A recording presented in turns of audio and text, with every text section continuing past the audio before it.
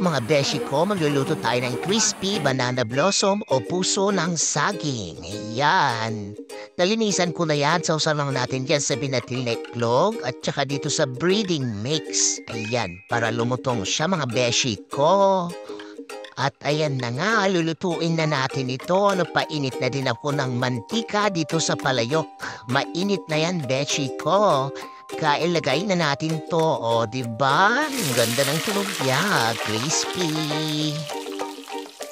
Lutuin na natin to lahat mga beshi ko dahil magmumukbang tayo mamaya ng pinalutong na puso ng saging. Yan, masarap to mga beshi ko. Sigurado magugustuhan nyo. Tikman na nga natin.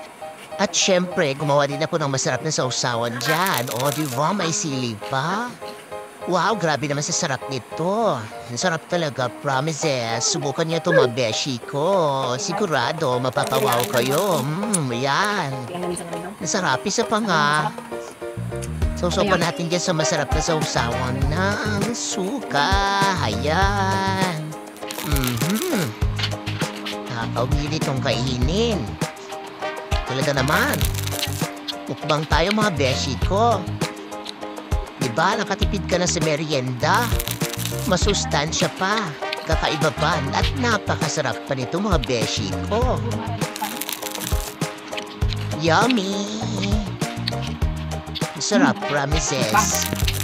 Ay naku, di ko na din ito matiis. Uulamin ko na ito mga beshi ko. Ayan na nga, kain na tayo.